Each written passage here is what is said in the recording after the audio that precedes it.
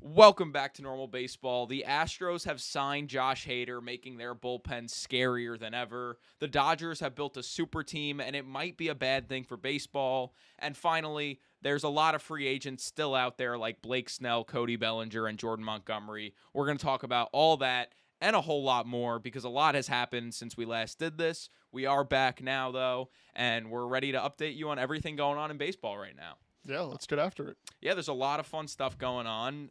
Probably the biggest recent one being the Astros have signed Josh Hader to a 5-year contract worth $95 million. Adding him to that bullpen is absolutely incredible. And I don't think many people saw it coming. I mean, when you think about Astros, no one was really linking Hader to them, and it seems like it kind of came out of nowhere and built up really rapidly. Yeah, it did come out of nowhere, which was shocking, I don't know how it ended up that Josh Hader, and the Astros, it felt like they engaged and signed really quickly, which makes me think that not a lot of people were really in and competing for his services like a lot of people expected out of, the Josh Hader market. Everyone was saying Yankees and Mets might go to bid for him. The Dodgers might try to do the thing that they've been doing all free agency and defer money to sign him. And the Astros get him for, I think it's fair to say this, a steal, considering how good of a reliever. I think it's fair to say after this last season, he's the best closer in baseball. They got him for a steal. 5 years, $95 million, $19 million a season is a very good deal for a guy like Josh Hader. I agree with they did get a very good deal with him. He is now the highest paid reliever in baseball history in terms of one contract being guaranteed. Yes. Definitely well-deserved. I mean, last year he had a crazy good year with the Padres, 33 saves and a 1.28 ERA. He had a really good year last year. $19 million a year really isn't that bad. Again, like you said, for a guy like Josh Hader who, is the best reliever in baseball, give or take, Yeah, for sure. The move, I think they pivoted to Hader. I don't think they were planning all offseason on we're going to get Josh Hader. I think that they pivoted after Kendall Graveman went out. I mean, Kendall Graveman got shoulder surgery. He's going to miss all of 2024. So they thought, we need another arm to kind of pick up for the loss of Kendall Graveman. Not only that, but there are a couple free agents that they have not re-signed from their bullpen. And not only are they free agents, but they are a couple of the main pieces in that bullpen. Hector Neris, Phil Maton, Ryan Stanek, they're all free agents. So the uncertainty of what their bullpen is going to look like, depending on who they are able to re-sign, they figured, let's go get the best relief pitcher option out there right now, and let's get Josh Hader, and that's exactly what they did. I think it was a great move. It also should be noted that Ryan Presley, who was their closer last year and has been their closer for a while now, he's going to be their setup man. And he was welcome to the idea of bringing Hader on. And that was a big thing because I feel like we definitely talked about it. I said, I don't think Hader's going anywhere where he's not guaranteed to be the closer. I don't think he's going anywhere with a, closer that's set in stone, which is why I didn't think he would go to the Astros because Ryan Presley is their closer. Ryan Presley has been amazing the last few years. A damn good one at that. Yeah, and I just didn't expect him to go to a team with the bona fide closer already, and that's exactly what he did. He kind of surprised me, but Presley said he's all right with being the setup man, and as long as Presley's all right with it, why not? Yeah. Now all I can imagine now is the guy who has somehow fought off Father Time for this long, Justin Verlander, going 7 innings, the 8th inning being Ryan Presley and Josh Hader coming in to slam the door on it's unbeatable. A 1-0 ball game. The Astros bullpen at this point is, yes, I think you can say it's hitting that stage of almost unbeatable when you also remember that it's not just two people of Hader and Presley that are in the bullpen. They also have Rafael Montero. I'm expecting JP France to be better than what he has been over the last few outings that we've seen from him in the big leagues. Yeah, but JP France could also be a starter. So he's not – I wouldn't say he's necessarily – in counting the Astros bullpen, I wouldn't necessarily count him in the bullpen just because we don't know if he's going to be starting next year. I go either way. I expect him to be in the bullpen. And also, don't forget Brian Abreu. Brian Abreu is very good, too. Brian Abreu is very good. I did want to point him out as well because, Brian Abreu was probably the most underrated reliever in baseball last season. For sure. He was like second or third in holds and had a 1.75 ERA. He went I don't remember exactly how many, but he went a lot of appearances without giving up a single run. He was on a very hot stretch. I think JP France is definitely going to be in the rotation. Well, I'm not going to say definitely, but I think it's a higher chance that he winds up in that rotation rather than in their bullpen. I think the Astros bullpen, they need a guy like Hector Neris. They need to bring back Hector Neris. I think that should be one of their main concerns for this season, at least. Yep. Because Hector Neris was a big part of their bullpen last season, and if you bring him back, you're basically just added Josh Hader to your bullpen from last year, and arguably last year they had the best bullpen in baseball anyway, and just adding Josh Hader to it is insane. I also think, re-sign Phil Maton. Mm-hmm. Get at least two of those three guys back that you lost in free agency who are still free agents right now. And I think that bullpen might be the best in baseball. Let's not forget the third guy, by the way, Ryan Stanek, who I mentioned him. Good ball player, no doubt. Yes, I agree with you. Get two of those three guys back, and you're set up pretty well. I do think that if you are the Astros, it should be Hector Neris as almost the for sure bring back if you can, obviously, and then Phil Maton and Ryan Stanek, flip a coin between them. I think they're both going to be similar in price. It would make sense to just have another arm that's reliable, that has worked in your system.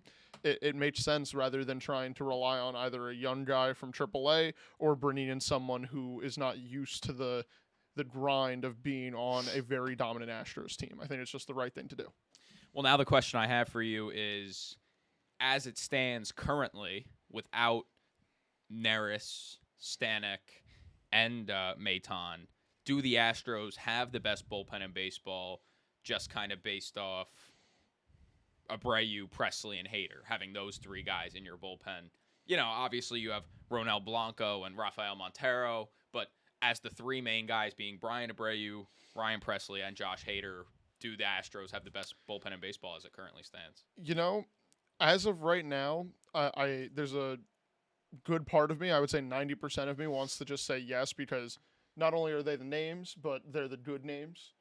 However, it would not surprise me if by the end of the season we're talking about them being the third best bullpen or the fourth best bullpen, because in today's day and age, yes, having Josh Hader is very cool and all, and having Ryan Presley is very cool and all, but also you have to remember Ryan Presley is a little bit older. Brian Abreu is really young. He can still make mistakes, and he still needs to learn all of what it is to be in the major leagues. Yes, he had a very good season last year, but that does not mean that, he's solidified as an all-timer in the bullpen.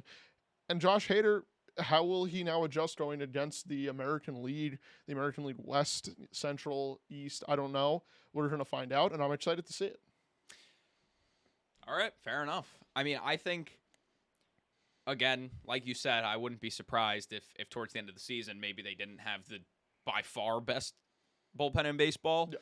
But I think that going into the season, they should be expecting to just say, hey, look at our bullpen. We are going to have the best bullpen in baseball. We expect to have the best bullpen in baseball, rather than being like, oh, yeah, we definitely have one of the best bullpens in baseball. I think it's fair to say that they do have the best bullpen in baseball as it currently stands. Yeah, I will say one thing personally that I am excited that Josh Hader signed with the Astros is that both you and I every year visit Astros spring training, and I am very excited to watch a bullpen of Josh Hader's. I have yet to see it in person. Yeah, I mean, not that he'll be pitching that much in spring training. Right, but I'm hoping to God I'll be down there for a good amount of time. I'm hoping to God that I will be able to see him at least throw 15 pitches. Yeah, I guess so. It's fair. I've never been in the same building as Josh Hader yet.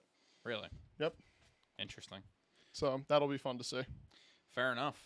The Astros, this was kind of a weird contract for them because they don't usually commit that much money to a single player. $95 million, for a team like the Yankees, you might be like, oh, okay, that's a pretty standard contract. They're going out and get Josh Hader. But the Astros never really have contracts like that with that much committed money to them. My question is,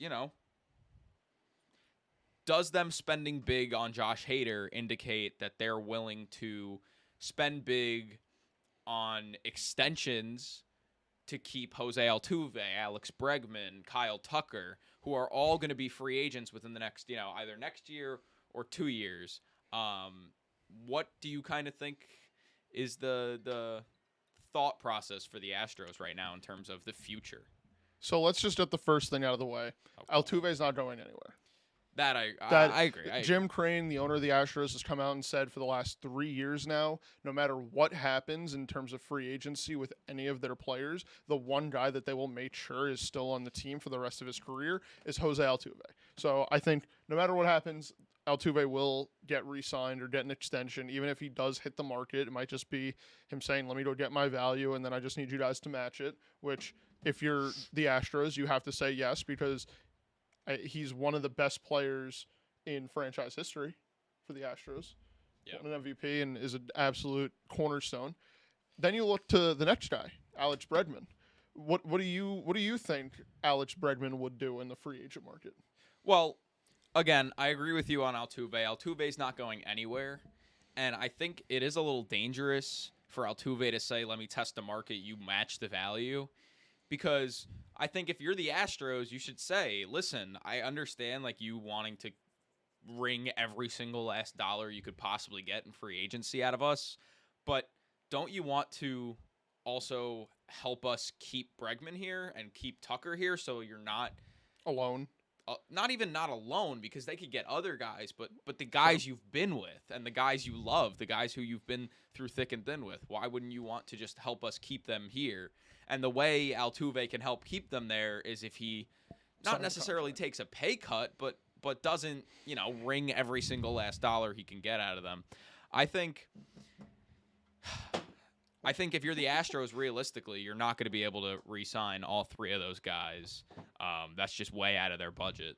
So I agree with you. I think they definitely get Altuve. And then as far as Bregman goes, it's tough because it depends on what Altuve wants to do. Because I don't think that they have enough money for let alone Altuve and Bregman, let alone Altuve, Bregman, and Tucker. I think Tucker is probably gone no matter what. No matter which way you look at it, just in terms of the AAV that he's going to want isn't going to be what the Astros want to give. I know you're smirking over there. I know exactly what you're going to say. Like a 10-year, $300 million deal, Mr. $300 million man, Kyle Tucker. I agree with you, though. I don't think that they can afford all three. If I'm the Astros, and this might sound a little crazy if you are an Astros fan listening to this, but just hear me out. I think what the best case scenario would be, obviously besides re-signing, all three of them, would be to bring back Altuve and then also keep Tucker. Yes, Alex Bregman has been there for your 2 World Series and is also another cornerstone at the hot corner third base for your franchise, but he's also getting a little bit older. Tucker is younger in a right field position. I don't believe it's by much, by the way, but I think that Kyle Tucker is the better all-around player and can grow more that compared to what we've seen out of Alex Bregman. Fair enough. Yeah, Tucker's 2 years younger, and I don't know. It's tough because the way you look at it, Bregman, where is Bregman going to sign that isn't the Astros? I don't know if any fan base would welcome Alex Bregman with open arms. You want to bet? No, I don't. I will gladly call a Mets fan right now. They would be more than happy to have a solidified third baseman. Since post David Wright, they haven't had a solidified third baseman. But I just think no matter what way you look at it, Bregman does have that taint on his career from being on the 2017 Astros. No matter what way you look at it, I agree they should try to keep Kyle Tucker. I think he is a stud. He's a stud. He's not worth $300 million, but he could get $30 million a year, but they're not going to give it to him for 10 years, I don't think. But unless he has like a monster next 2 seasons, You're not going to tell me that he has not already had some good seasons? I never said he didn't have any good seasons. I just, finished 5th in MVP voting last year.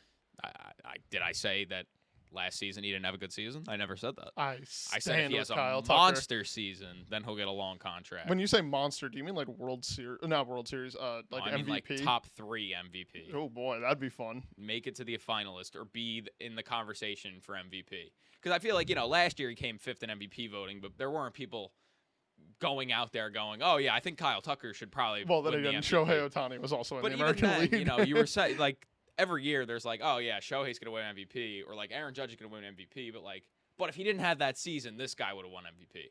And I think at the lowest, you wanna I be there. want Kyle Tucker to be there. With You know- if Shohei didn't exist, Kyle Tucker would have won MVP, like type thing. You know what I mean? Yeah, I like that idea. I think if anybody on the Astros not named Jordan Alvarez has that in them, I think it's Kyle Tucker. Yeah, Jordan's a whole different monster. He's a But monster. We're not going going to to talk open about that can. Jordan for days and hours. But Shout one out thing is for Jordan sure- Alvarez. One thing is for sure, the Astros do need to make a decision on re-signing or extending those three guys, no matter what combination they decide to do, whether it's just one of them or if it's two of them or if they try to aim for all three. They do have to start doing something before the season starts, because if it gets to the offseason, they'll be free agents, and at that point, you can't guarantee anything. Yep. No matter how much you say we'll match Altuve's contract, you can't guarantee it. So I agree. Only time will why tell. let it get the chance? Yep. Only time will tell. You're right. Only time will tell. And not many people are fans of the Astros. And another guy in the AL West who a lot of people aren't fans of is Anthony Rendon. We needed to mention this because it came out yesterday. It was so funny. Anthony Rendon was on another podcast. I don't exactly know which podcast, but he made a comment about the MLB season being too long.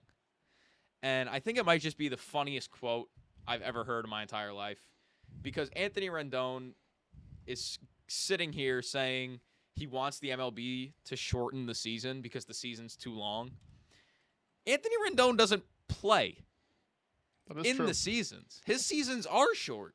Yeah, what does he want? He gets to chill. I just think it's funny. What did you think when you saw that? Because it got a laugh out of me, a good laugh out of me. So I will tell you, when I first saw it and heard it, my initial thought was this has to be faked. Like, there's no way a guy who is under contract, who has notably been injured since signing his big deal, right, with the Angels, notably missed a large portion of time. You know something's bad when you're known for being injured. Yeah, I mean, which sucks. Wish he could be healthy again, because Rendon is a very fun player to watch. Right, but you don't make that kind of comment when you you don't make that comment when you're not playing. I get that he was asked, like, what would you do to make it the season better or whatever, or fix or like how about baseball, but like still, man, dude, he's a great batter. He could have been like, have the pitcher tell me whatever he pitch is gonna be. Like, no, why was he like shorten the season? He just wanted it to be like 2020 every single year. In 2020, he played 52 games. Since then, he hasn't played in more than 60 games. Anthony Rendon. Since the COVID year. Anthony Rendon is just farming interactions on social media because he knows he's not going to play over 60 games this year. He needs to make up for that paycheck somehow. Yeah, no, you're right. It was just a wild comment. I feel like, needed to be addressed because, what are we doing here? That was insane. I did not think that was real. A lot of people didn't like Rendon because of that. But, even before that, a lot of people he said some stuff in the past that was just like, why would you say that when you're injured for 3/4 of the year every year? And this is one of those things. So now That's even true. more people probably aren't the biggest fans of Anthony Rendon. Yeah. And I mean, if people are not fans of Anthony Rendon, a lot of people are also not a fan of another player, Marcus Stroman, right? Marcus Stroman. We have heard plenty of input on how a lot of fans feel about Marcus Stroman. And guess what? Marcus Stroman signs a 2-year deal with the New York Yankees. Well, yeah, a lot of the fans that we've heard that don't like Stroman, a lot of them are Yankee fans. I think needed to be said. That is true. To preface, a lot of the people that don't like Marcus Stroman are Yankee fans, and obviously, like you just said, signed a deal with the New York Yankees. Not the greatest combination when you look at it on paper, but there is a world. So first, 2 years, $37 million. That's the Stroman contract.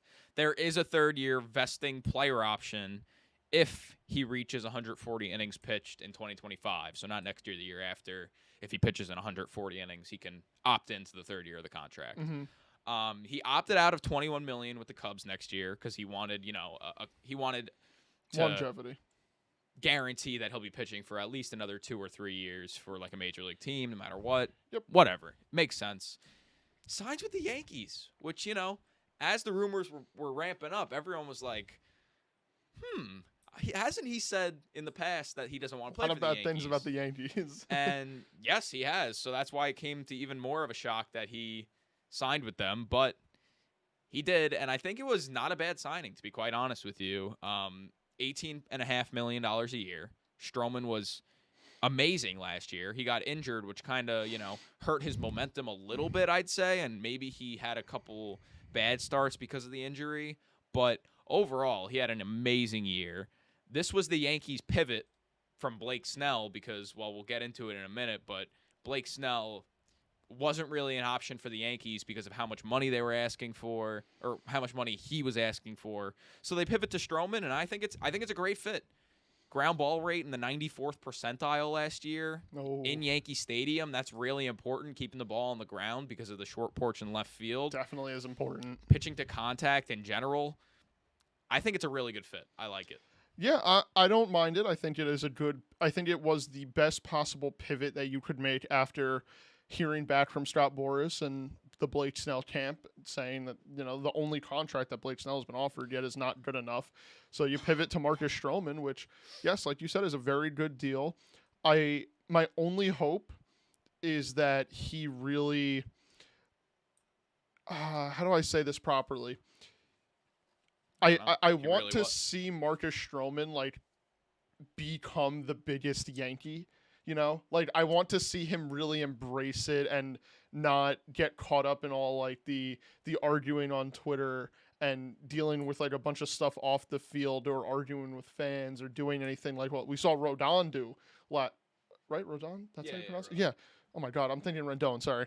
Like what we saw Rodon do in Anaheim, where he blew a kiss to the fans after having a 6-run inning. I want Stroman to just be head down. I'm going to work, and I'm going to give you 6 solid innings, 7 solid innings whenever I can. I want that out of him because if he does that, especially in Yankee Stadium, he is going to go right to the top 5 for people's favorite Yankees this season. Yeah, I mean, getting along with the fans in a place like New York is probably the most important aspect, how you deal with the fans and the media and criticism.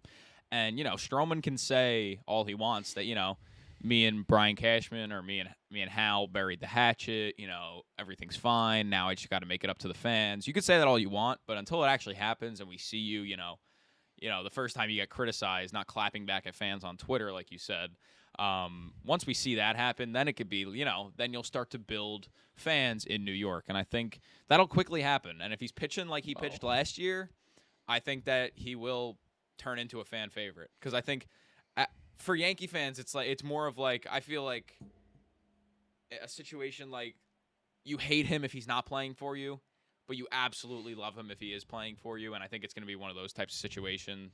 I think he's going to be a fun guy to watch in New York. And like I said, I think he actually fits amazingly in New York in terms of what they're looking for, ground ball pitcher in Yankee Stadium. That's exactly what you want. Yeah. So I think it's a really good signing. Not to mention that rotation now, you got Garrett Cole, who is coming off a Cy Young. Carlos Rodon, who really knows what's going on with him. You could just pray that last season was an outlier and just a bad year for whatever reason you want to give, and hope that he comes back better than ever next year. And then you have Marcus Stroman as your third starter. Marcus Stroman as your third starter is absolutely incredible. Yeah. Especially if he can do what he did last year.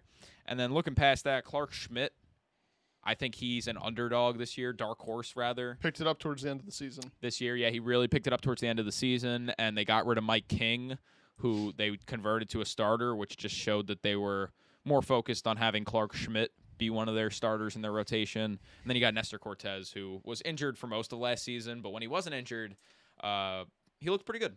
Yeah, when he wasn't injured. Yeah, he did look good when he was not injured. The thing that concerns me the most out of this rotation, besides Garrett Cole. Oh, did I cut you off? No. Sorry.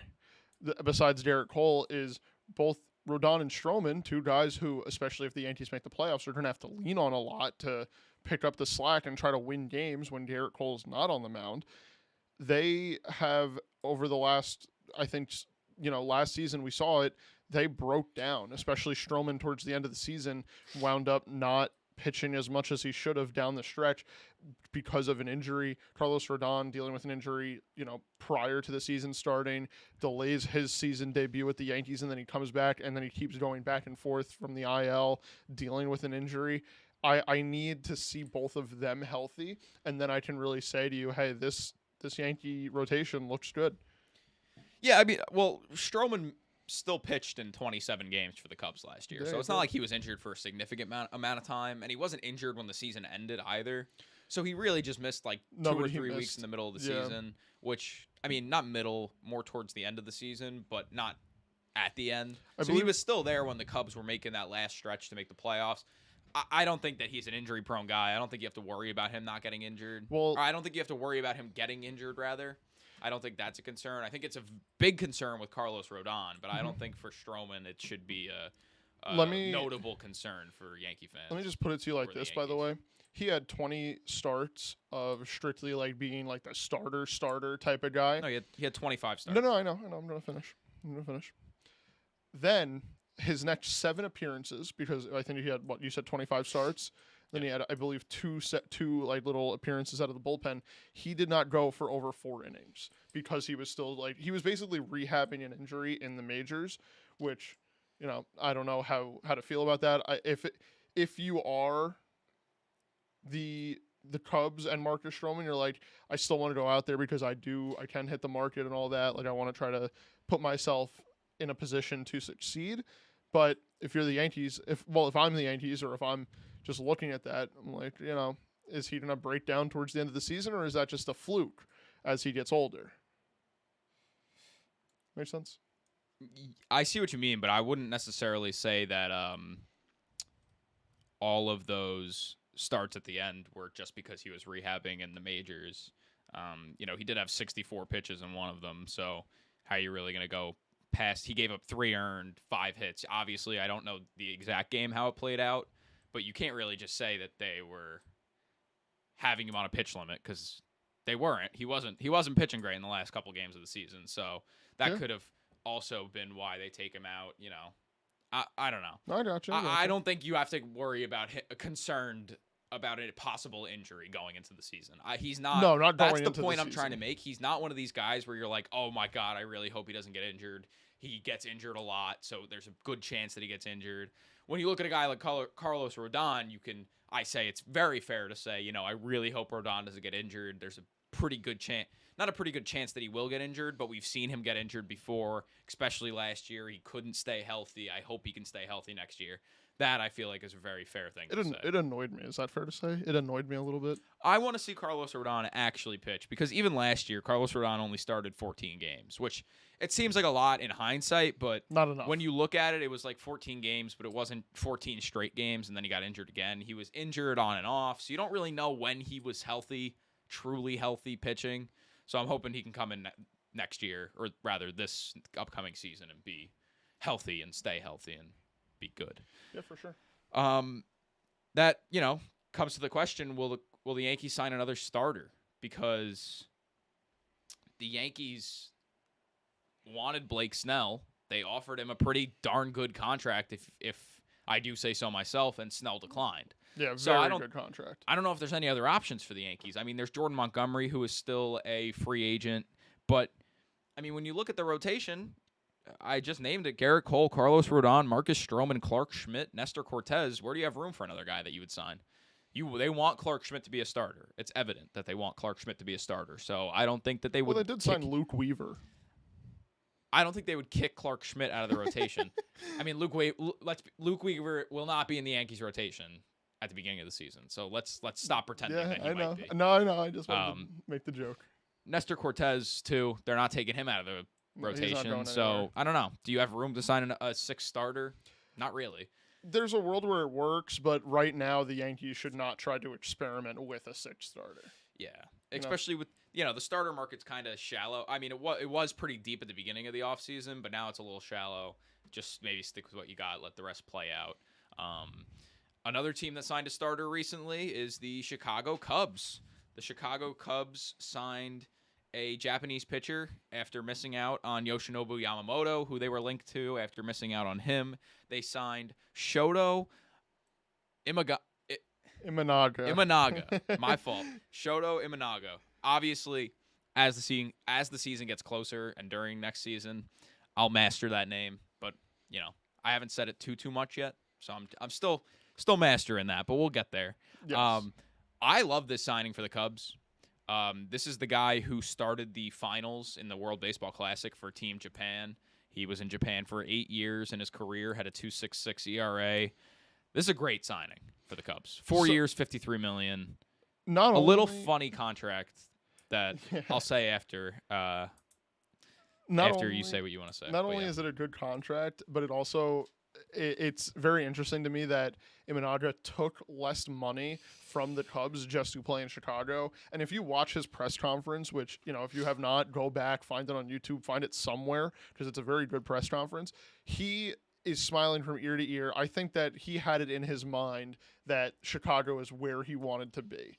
And if I'm just a baseball fan, which I am, seeing a guy play for the team that he really just wants to play for is going to bring the best out of him. And I am so down to see like an Imanaga, I don't want to say like a Senga-esque rookie campaign, but to that same level of like, oh my God, he just came over from a different league and is pitching like an absolute stud. And I'm so down for that if I'm a Cubs fan or a baseball fan in general, and a baseball fan. Yeah, Chicago has all the qualities of a team that someone coming over from Japan for the first time would want to sign with. I mean, a lot of the Japanese players that come over to MLB, they want to play in a big market. Chicago's a big market. They want to be, towards the top of, if they're a pitcher, the top of the rotation, or one of the big guys in the lineup if they're a bat, and that's a check. I mean, he's going to be the number 2 starter behind Justin Steele, at least at the beginning of the season. He could become the ace of the staff by the end of the season. And there already is another Japanese player on the Cubs in Seiya Suzuki. So, having that familiarity, knowing that another guy that has come over from Japan recently has signed with them, that does help a lot. So I think Chicago was a really good fit for him. And, like you said, he wanted to play there. He reportedly took less money to play in Chicago. So I like the fit. The Cubs needed a starter. They missed out on Ohtani. They missed out on Yamamoto. But they wound up getting another pretty big-name free agent.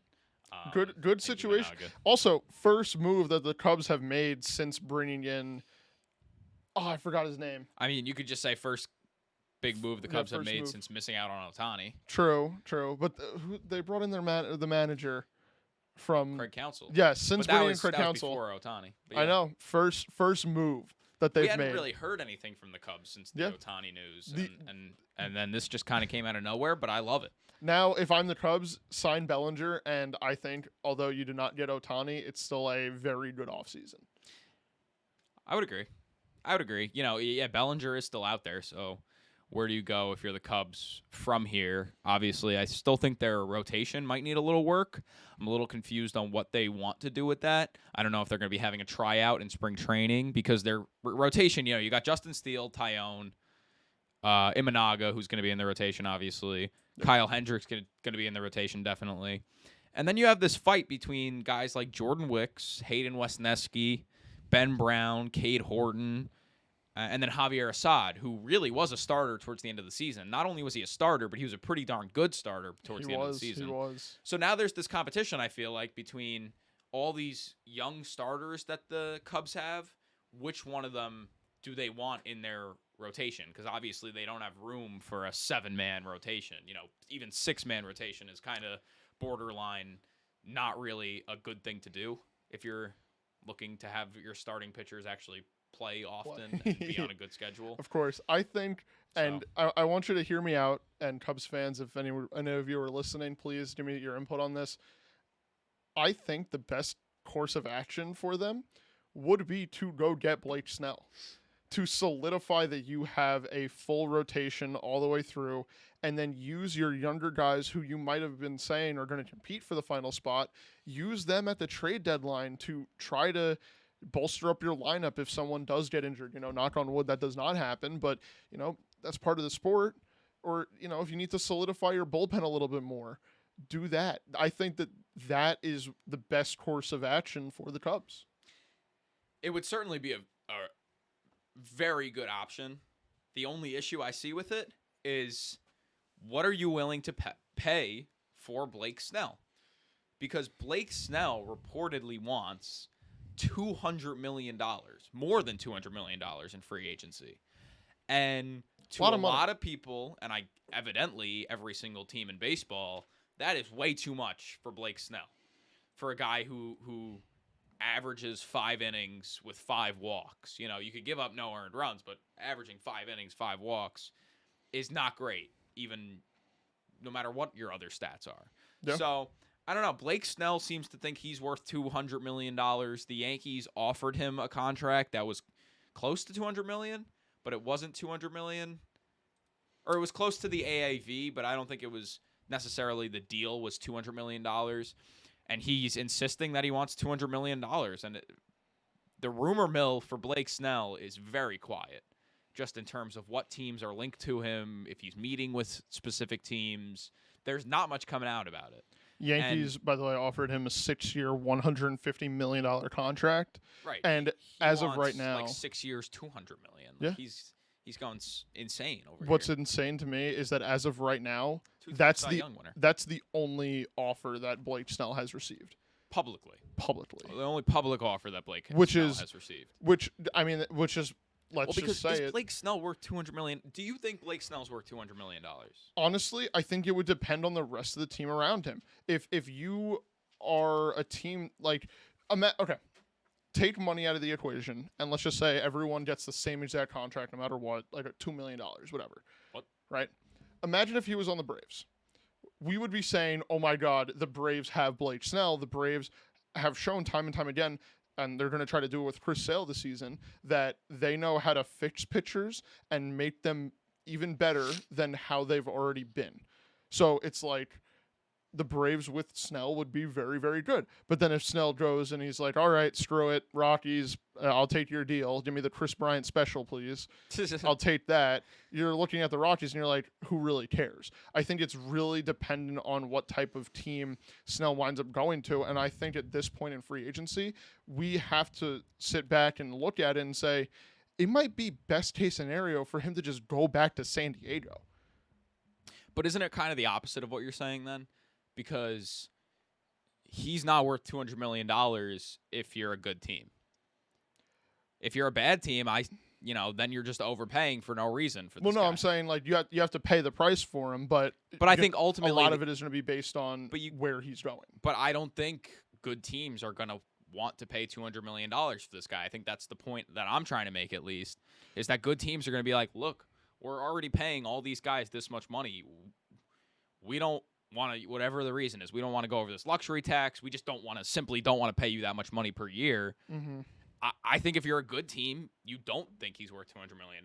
You think, fine, we can do without him. I mean, we'd love to have him, but, if he doesn't want to come here and win, we're not going to pay him $200 million.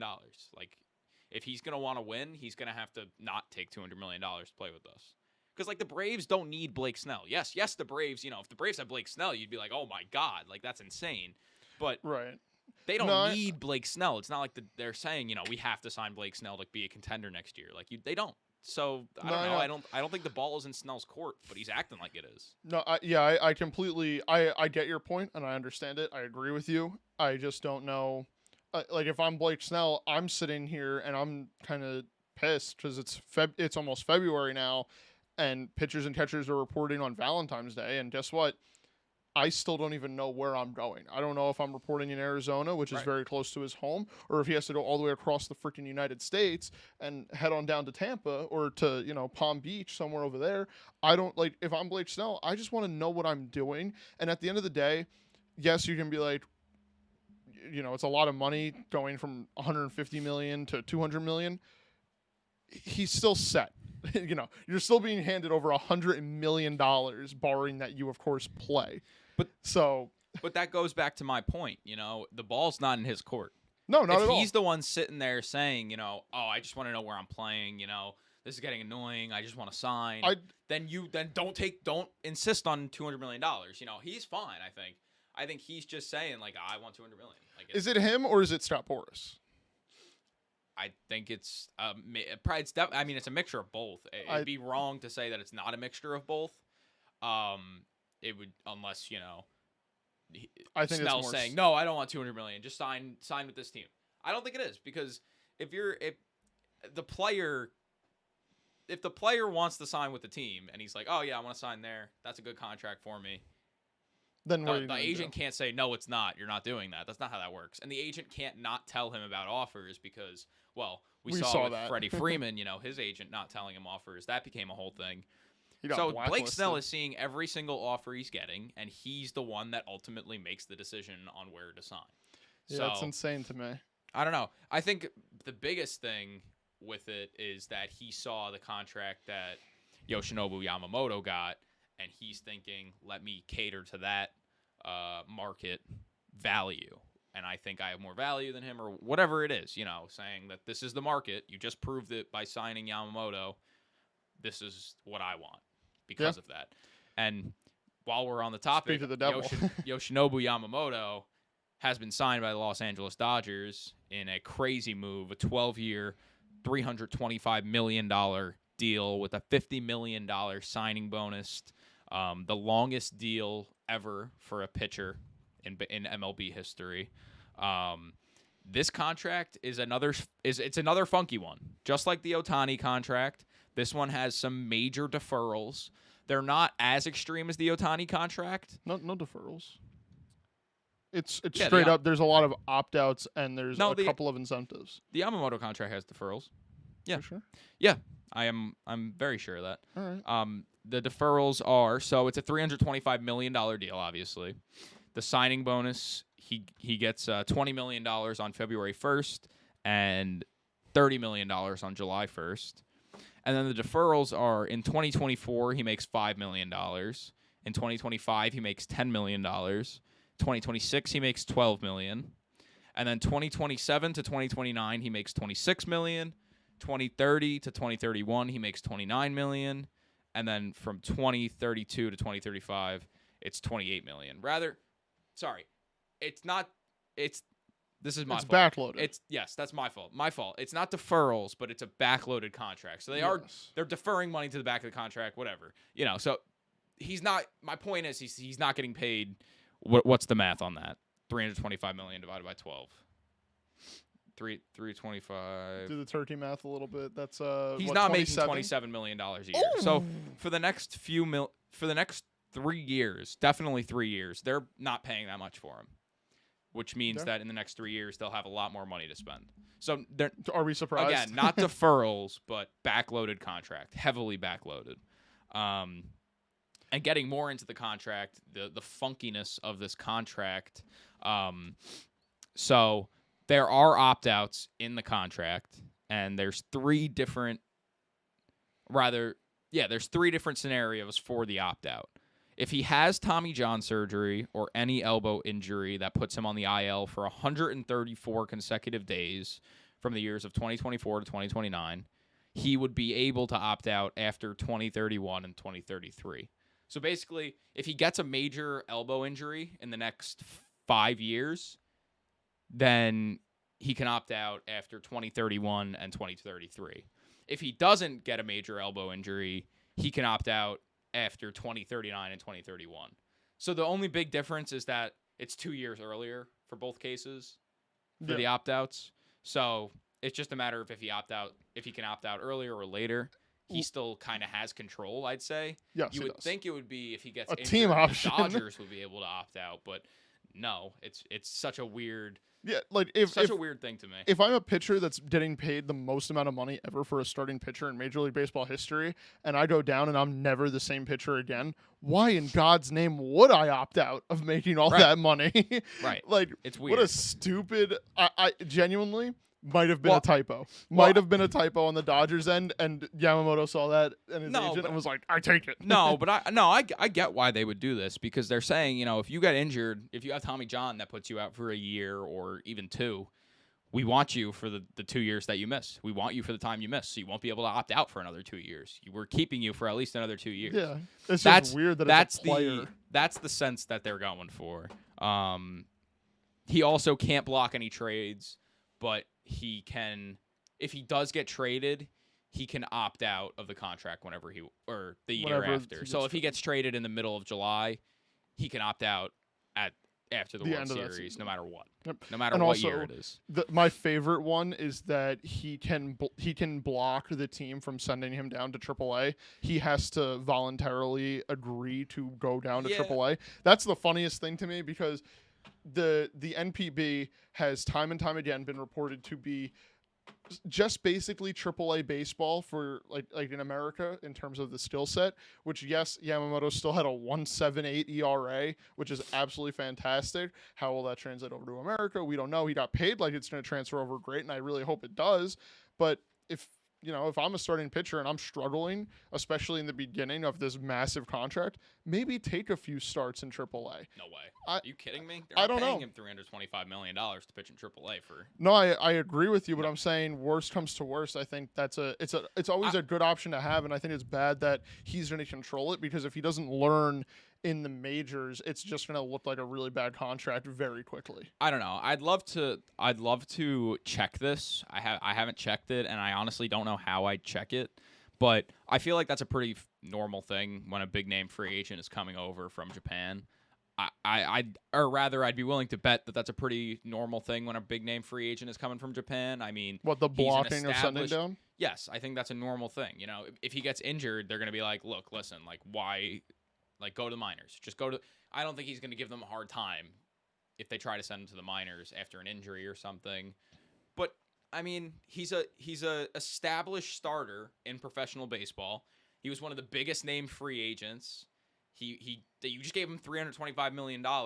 Realistically, yeah, why would you have any reason to send me down to the minor leagues?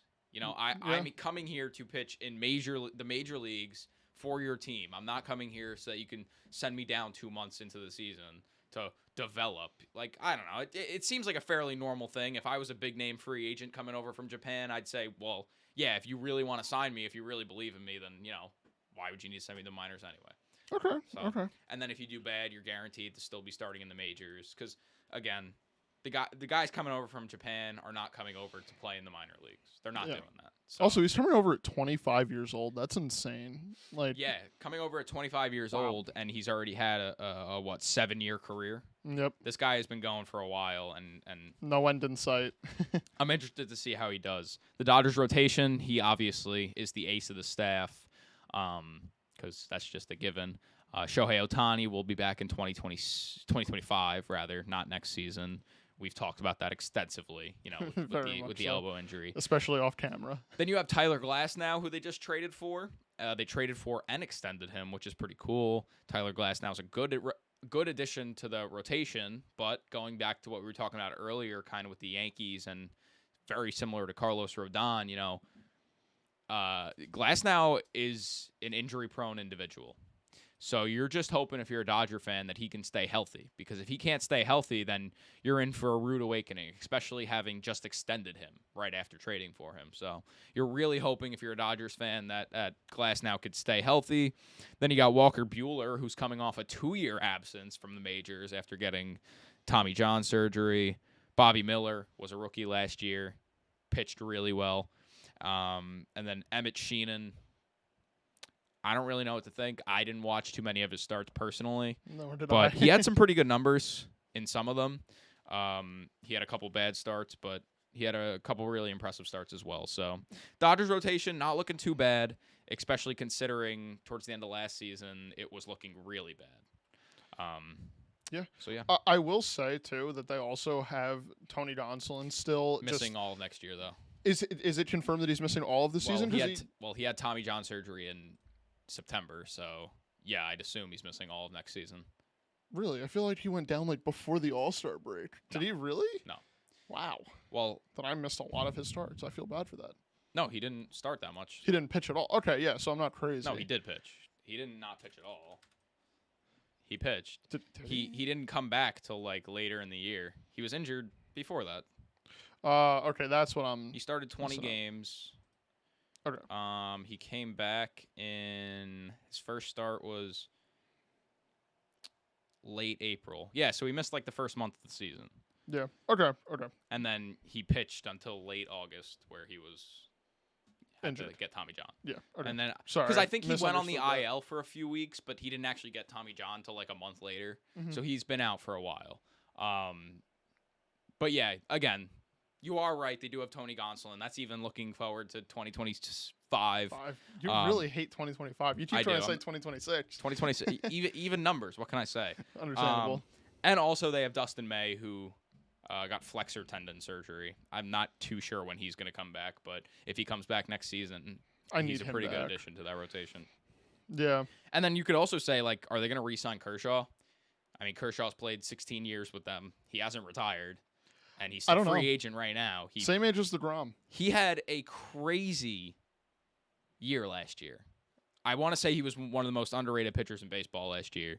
In 131 and 2/3 innings pitched, he had a 2.46 ERA for a 35-year-old dude pitcher. That's pretty good. He's on track to be like Verlander, pitching when he's 39, 40, and doing it really good. I need someone to sign him. I think the Dodgers will re-sign him. I think that they will. I don't really see a reason not to, especially when you know he's going to be a bona fide stud still after all this time. He's already been on your team for the last 16 years. What's another year?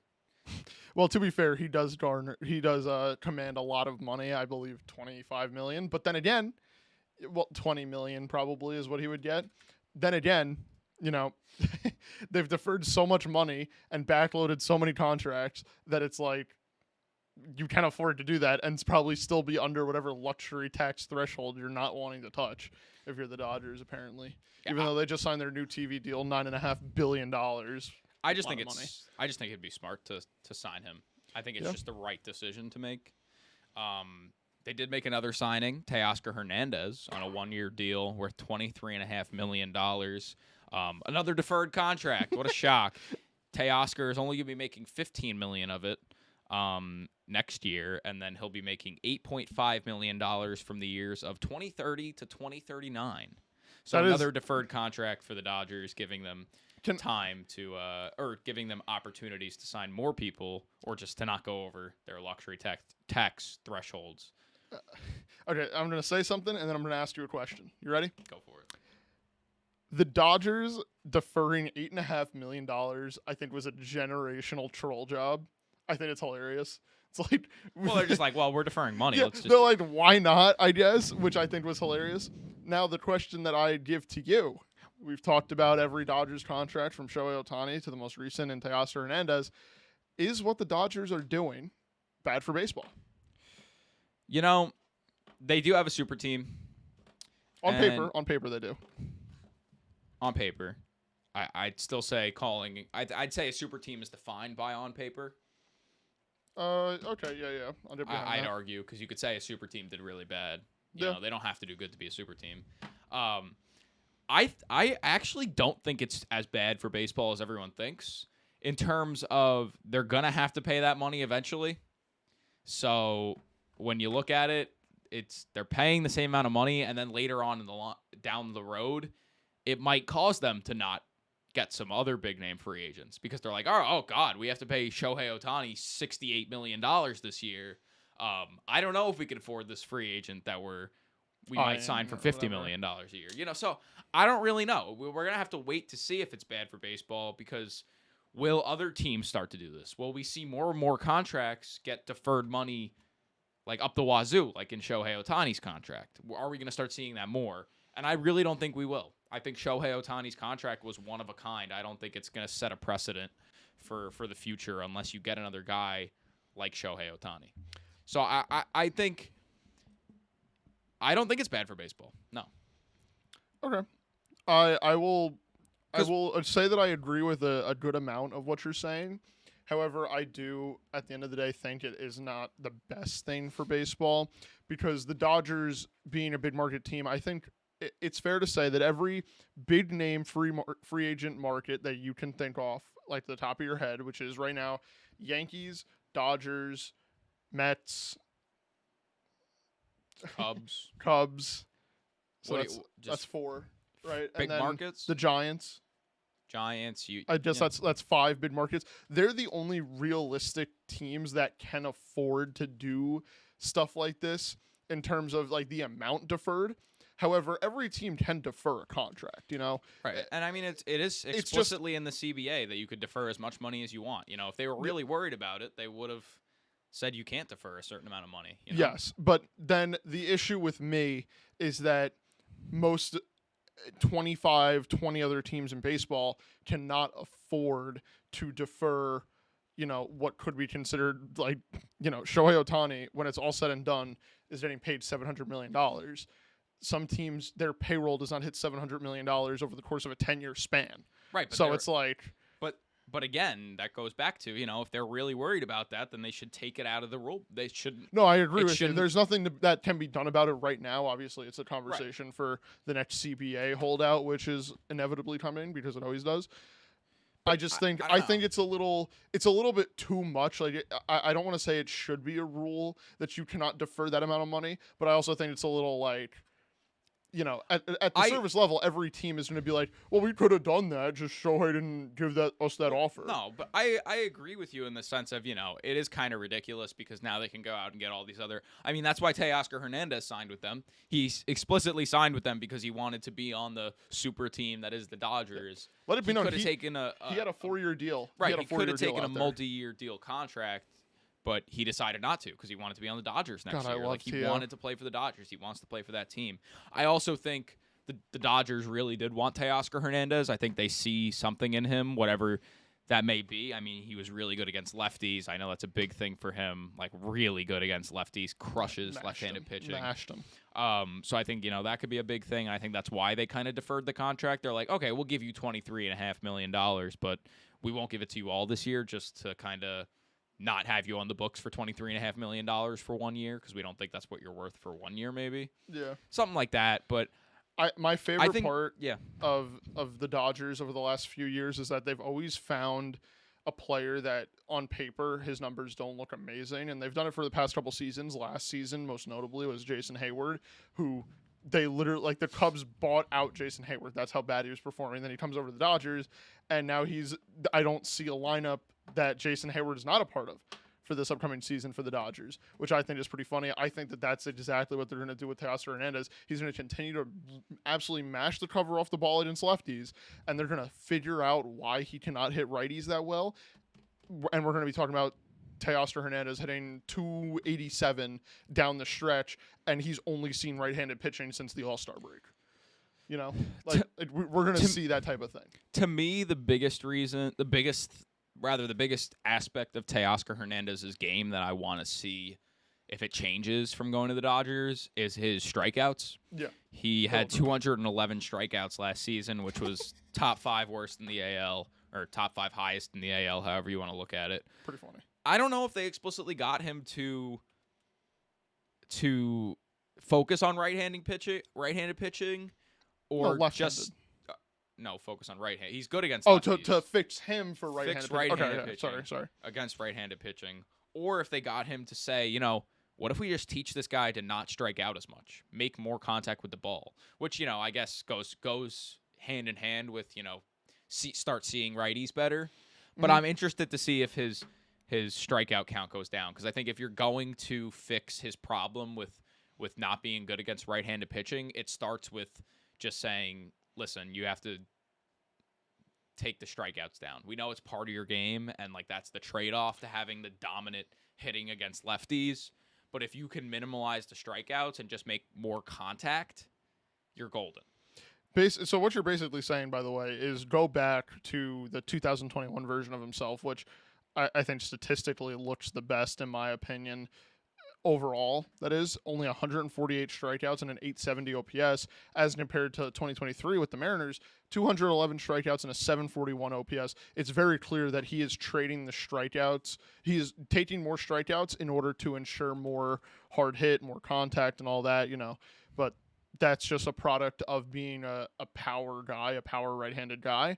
I agree with you. I think they're mostly just going to tell him, hey, stop swinging at this pitch when you see it. If you're in this count, take a shorter swing, get to the ball faster. I don't know what they're going to tell him. I think it's just going to be small stuff that, when we see it in action, we're going to be like, oh my God, how the hell did no one think to have him do that on the Mariners last year or in Toronto a few years back? It's just it's going to be one of those things that the Dodgers are just going to fix him entirely, and then all of their efforts are going to be pushed into just rehabbing Gavin Lux for being an MVP candidate for years to come.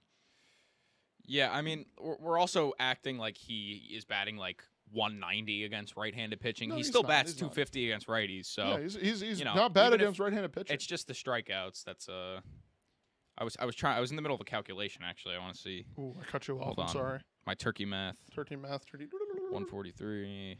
Okay. Okay, he's doing math.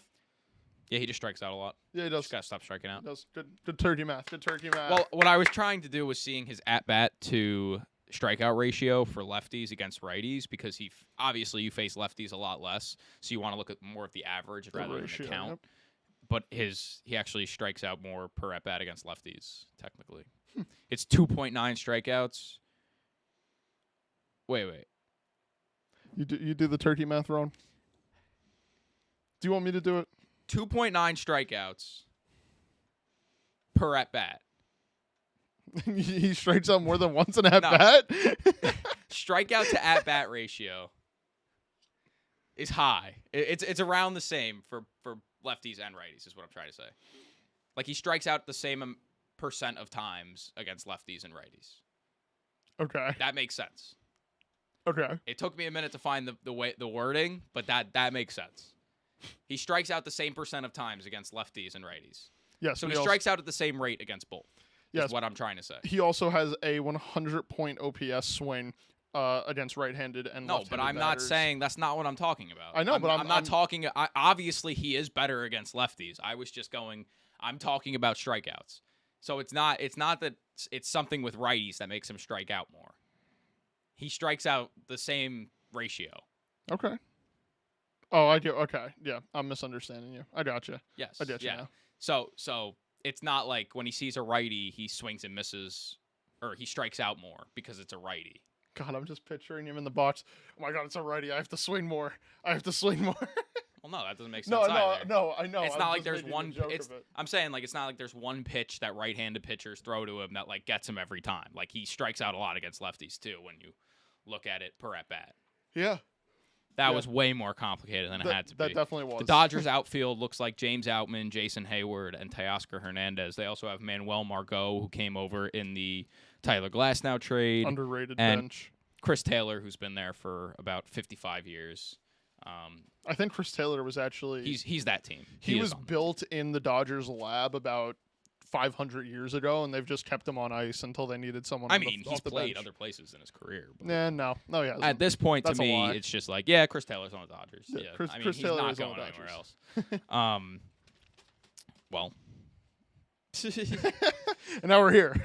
Sticking to the NL West, the San Francisco Giants made a trade recently with the Seattle Mariners.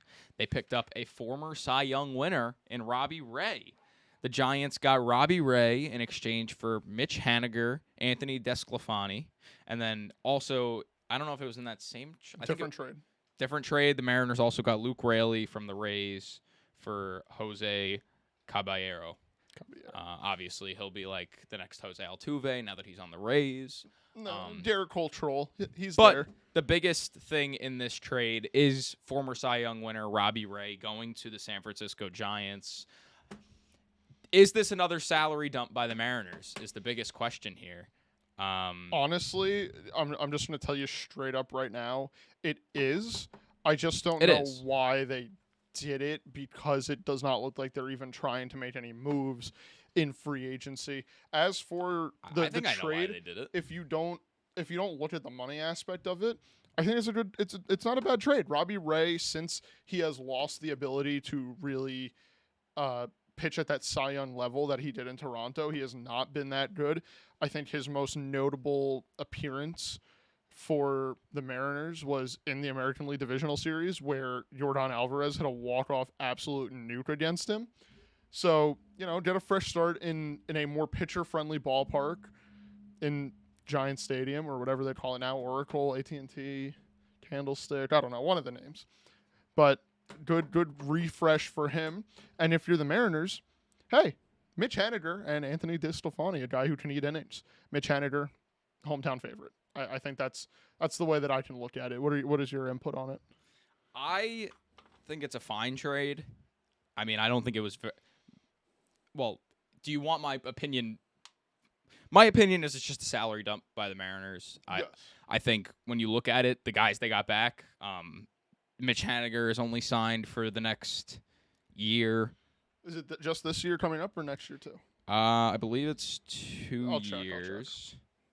But either way, oh yeah, okay, here it is. So, yeah, Haniger, they're going to owe $14 million next year. Desclafani, they're going to owe $12 million next year. And Luke Raley is the minimum, but that's a different trade. I think it's more of just like Robbie Ray is signed through the 2027 season. We don't want to be paying him that much a year up until then, type of thing. We'd rather, save our money or even, spend it for 3 different guys rather than spending it for one guy who, hasn't been great. It's just a salary. To me, at least, it's a salary dump. It's just the Mariners going, we need to just get the big contract off the books. And especially this guy, he's injured. We don't know what's going to happen. Let's just get rid of him. Yeah, he did get Tommy John surgery halfway through the last season in 2023. 2024, he's expected to come back somewhere around post-All-Star break, which... It's just a weird situation. Yeah, it's weird, but we'll figure it out. We could come out of this trade saying, or at the end of next season saying, what were the Mariners thinking? Or why would the Mariners do that? Or they really messed up by doing that. Because if Robbie Ray comes back as a Cy Young candidate again, then they made probably one of the worst trades of all time because they're getting a guy who hit 209 last year and then a starter with a 5 ERA. So when you look at that Seattle return, loved Mitch Haniger. That's awesome, but he still hit 209 last year. So if he does that again next year, and if Ray is really good when he comes back next year, it's going to look like a really bad trade from the Mariners. So I think it was a pretty risky trade, which is why I think that they were just trying to dump salary because they didn't really need Mitch Haniger. Mm-hmm. They didn't really need Desclafani.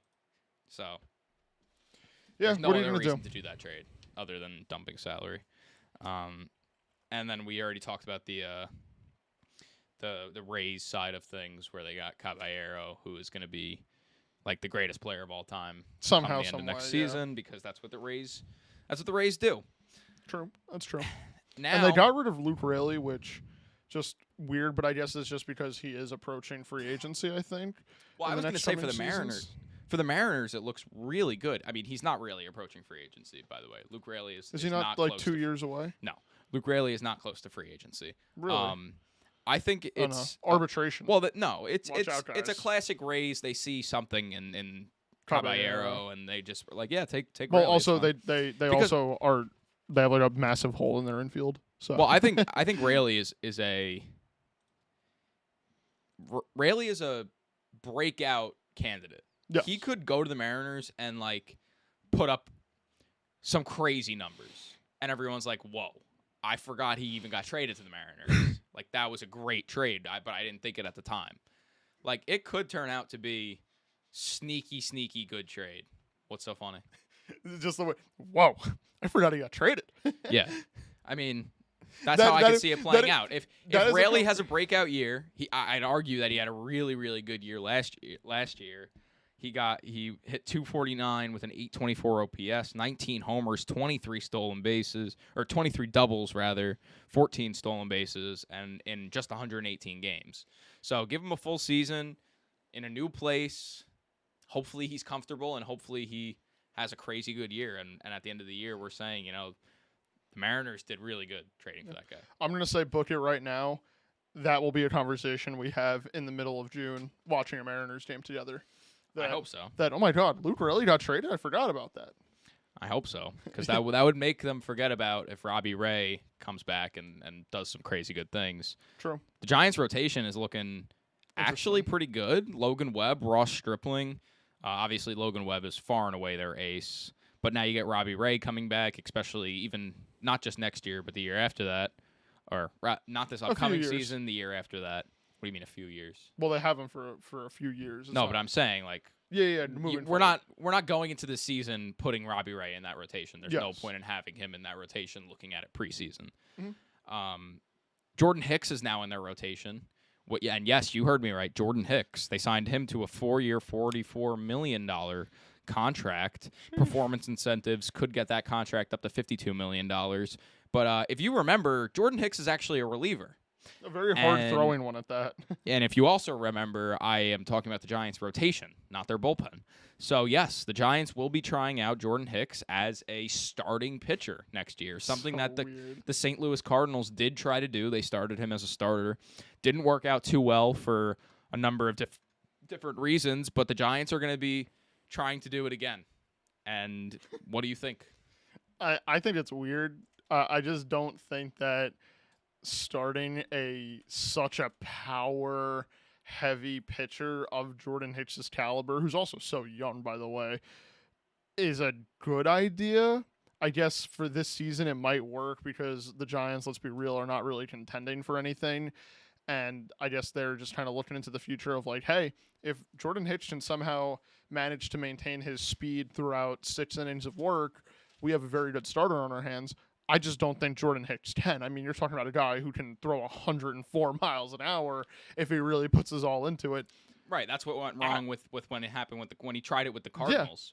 Rather, it just doesn't seem possible to me. It's fun. He It'll could be fun working to on see. something else. You never know what route they're going to try to take with it. They might try to do something different than the Cardinals. You know, they might not just say like, okay, you're just going to be starting the game. Rumor has it just go as long as you can. that any reliever that wants to convert to a starter just needs to drink 5 gallons of water out of McCovey Cove, and then it works. That's just a rumor. Just a rumor. But we'll see if Jordan Hicks is chugging McCovey Cove water halfway through the season. I don't get it. McCovey Cove is that river right outside. No, Giant I get Stadium. that. I understand that, but That's just a rumor. It's just a rumor. That's what I've been hearing.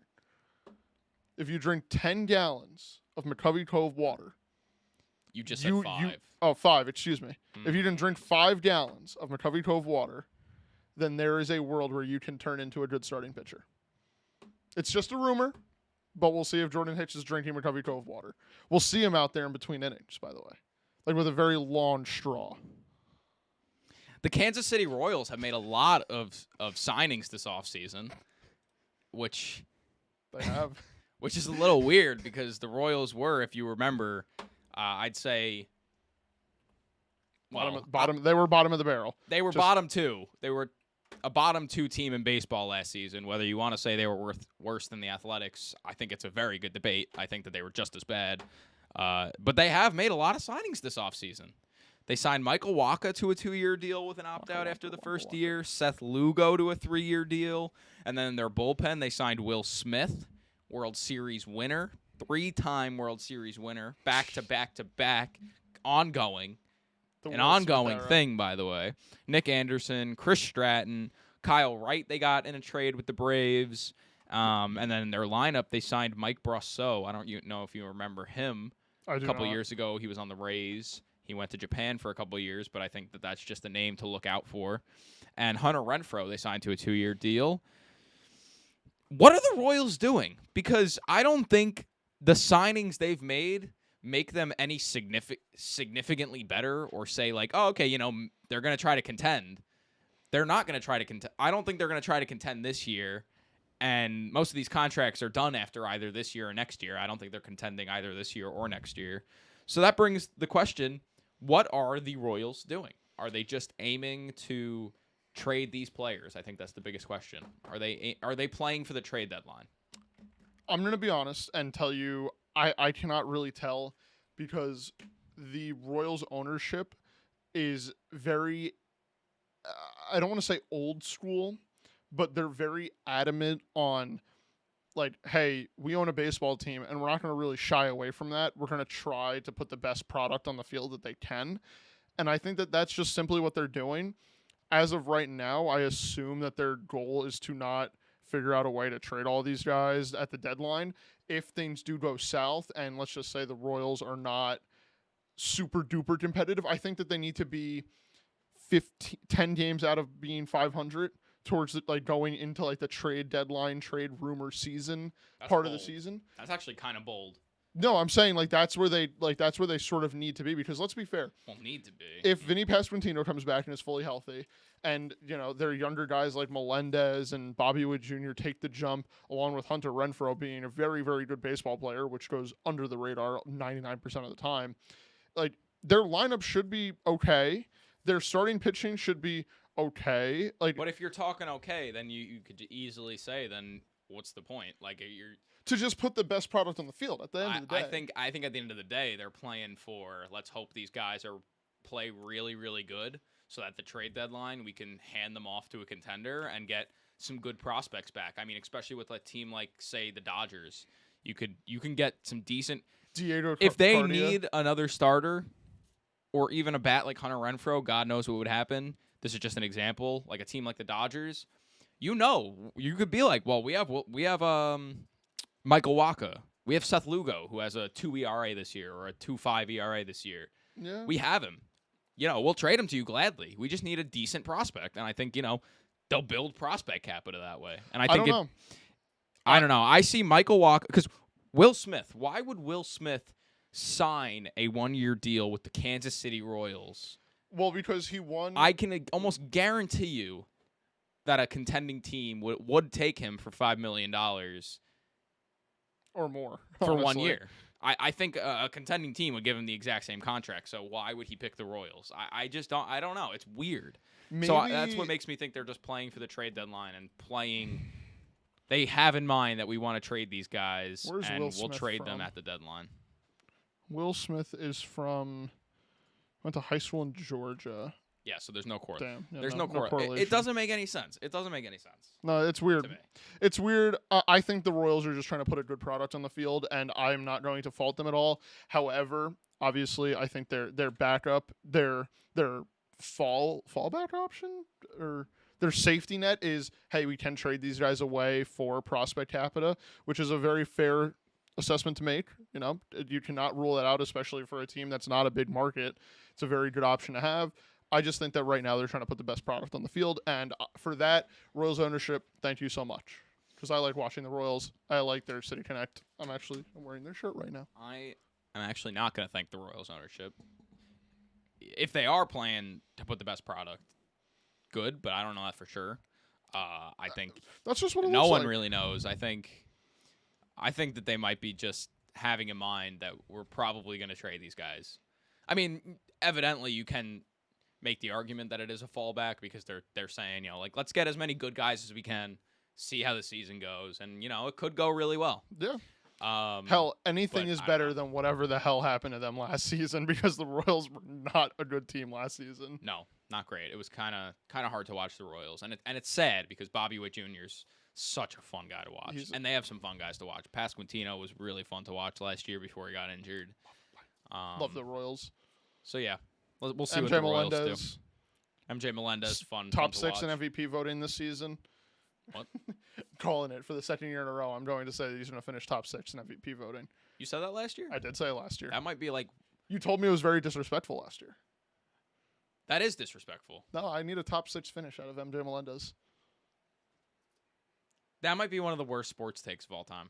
It might be. Like, did you say last year that you think he's going to be top 6 in MVP voting, or you said? No, I said I needed it out of him. I need him to finish top 6 in MVP voting, and then you were like, "That is extremely disrespectful to just say that to him." That is. No, it's not. I mean, for a guy who's been nowhere near MVP voting, to just be like, I need him in top. 6. This year he's got to top 6 MVP voting. Do it for me. I mean, if Gary Sanchez doesn't win the MVP, I'm disappointed. I'll be disappointed. He should win the MVP this year. I need it out of him. I need a Gary Sanchez MVP year. Top 6 in MVP voting, baby. Let's do it. I need a Lars Nootbaar MVP year. That's what I need. Well, I'm not saying to take home the trophy. If he wants to, go for it, man. But I'm just saying, top 6 would be fun. Whatever. MJ Melendez, we're rooting for you, I guess. Hell yeah. All right. I mean, that's all I got. A lot of baseball going on. We had to catch up on a lot of things. We will be back more baseball regularly. Baseball is fun, I'd say. Yes. I'm trying to think if there's anything else going on. I don't really think there is. We're in that point in the off season where there's not too much going on. I mean, before Hader signed with the Astros, there was a pretty significant break in anything happening in terms of baseball. So we'll see. And for now, all we can do is thank you guys for watching and tell you that we will see you in the next one. Make sure to share if you enjoyed. Leave a comment on anything you disliked about what we talked about or disagreed with or even agreed with. We thank you guys for watching. We will see you guys in the next one. A peace.